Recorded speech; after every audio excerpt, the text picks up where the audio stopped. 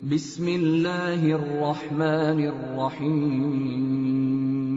اس کہانی کو مکمل سنیے، اور اگر آپ نے ہمارے چینل کو سبسکرائب نہیں کیا ہے تو جلدی سے سبسکرائب کر دیں۔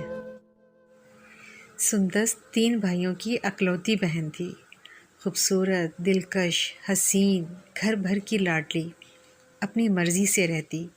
اس کو سجنے سنورنے کا بڑا شوق تھا، گھنٹوں آئینے کے سامنے بیٹھی رہتی۔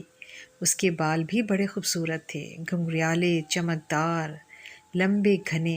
سندس کی امی کی یہ خواہش تھی کہ سندس کی شادی اپنوں میں ہو جائے تاکہ ہماری آنکھوں کے سامنے رہے۔ ایک بیٹا ثاقب ملک سے باہر تھا اور 2 بیٹے کاشف، عاطف ابھی پڑھ رہے تھے۔ سندس بھی ابھی FA میں تھی، مگر سندس کے بھائی ثاقب کی مرضی تھی کہ جب تک میں باہر ہوں تب تک ایک اچھا سا گھر لے لیا جائے اور سندس کا رشتہ اپنوں میں ہو جائے، اور جب تک وہ واپس آئے تب سندس رخصت ہو کر اپنے گھر کی ہو جائے۔ مگر کوئی بھی فیملی میں سے رشتہ لینے کو راضی نہیں تھا۔ ایک تو سندس چھوٹی تھی، دوسرا انمیچور تھی، گھر نہیں سنبھال سکتی تھی۔ پھر اچانک سندس کے لیے ایک رشتہ مل ہی گیا، مگر وہ کوئی دور پار سے تھا۔ ان کو لڑکی خوبصورت چاہیے تھی اور کوئی ڈیمانڈ بھی نہیں تھی۔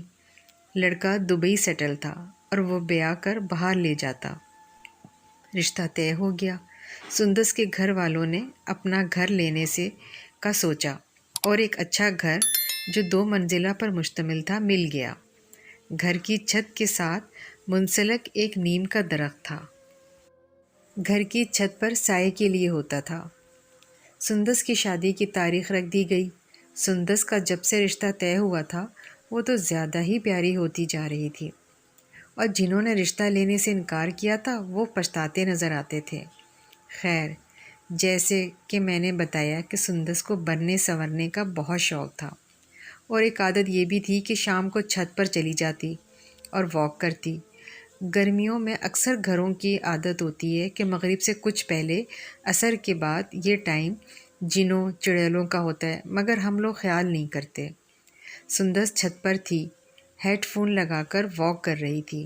ایک دم سے چیخنے لگ گئی، مجھے بچاؤ، مجھے بچاؤ! سب بھاگے، اسے نیچے لائے۔ شاید بچی ڈر گئی۔ شادی میں کچھ ہی دن باقی تھے۔ سندس کے ماموں خود خطیب تھے مسجد کے، انہوں نے دم وغیرہ کر دیا اور کہا کہ بچی ڈر گئی، اب بس دھیان رکھے گا کوئی 1 ہفتے کے بعد۔ سندس ایک رات بڑبڑا کر اٹھی اور رونے لگی۔ سب جمع ہو گئے، کہتی کہ میں مر گئی ہوں اور مجھے قبرستان دفنایا جا رہا ہے۔ پھر ایک بار حافظ صاحب سے دم کروایا گیا اور وہ بالکل ٹھیک ہو گئی۔ سندس کی مہندی کا فنکشن، سندس کو پیلا جوڑا پہنا دیا گیا۔ بھائی بھی ثاقب آ گیا۔ آخر لاڈلی بہن کی شادی تھی، اور سندس کو اتنا روپ تھا کہ نظر نہ ٹھہرتی تھی۔ مہندی کے فنکشن میں ہی نکاح کر دیا گیا۔ لڑکا دیکھ کے لوگ حیران رہ گئے کہ اتنا ہینڈسم اور اتنے امیر لوگ، ایسی قسمت کھلی بچی کی، مگر آگے کیا ہونے والا تھا؟ مہندی کا فنکشن اچھے سے ہو گیا، مگر ایسا لگنے لگا کہ جیسے سندس تھک گئی ہے، اور بہت ویران سی آنکھیں، پر کسی نے بھی غور نہیں کیا کہ شاید شادی کے فنکشن سے تھک گئی، نہ ہی اس نے بھی کسی کو بتایا۔ خیر، شادی والے دن سندس کو بہت روپ آیا، دلہن بن کر خوب جچ رہی تھی۔ سہیلیاں دولہے کے نام سے چھیڑ رہی تھیں، سب بہت خوش تھے۔ سندس رخصت ہو کر بیاہ کر گھر چلی گئی۔ بھائی سب غمزدہ تھے۔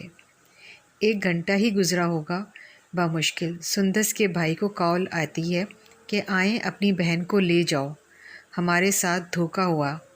وہ بیچارے بھاگے، پہنچے۔ آخر ہوا کیا؟ پہلے ہی دن کون سی بات ناگوار گزر گئی لوگوں کو۔ جب بھائی ثاقب اور کاشف ان کے گھر پہنچے تو ان کو دلہن کے روپ میں لے کر چلے گئے۔ جب دیکھا کہ سندس کے بال تو بکھرے ہوئے ہیں اور ہاتھ پاؤں بری طرح مڑے ہوئے ہیں۔ دولہے بھائی نے کہا کہ آپ نے دھوکہ کیا ہم سے، اس کو لے جاؤ، ہم اس بیمار کو نہیں رکھ سکتے۔ اسی وقت اس نے سندس کو طلاق دے دی اور ان کے سامنے ہی دولہے میاں نے مہمانوں سے کہا کہ صبح میرے ولیمے کی تقریب ہے، تو میں نہیں چاہتا کہ کوئی تماشا بنے، تو کون ہے جو مجھ سے نکاح کرے گی؟ تو اسی وقت کسی نے اپنی بیٹی کے لیے ہاں بول دی، اور نکاح خواہاں کو بلایا گیا، اور سندس کے بھائی بھی ادھر موجود رہے۔ لڑکے والوں نے آنے نہیں دیا اور ولیمہ کی تقریب پر بھی دعوت دی۔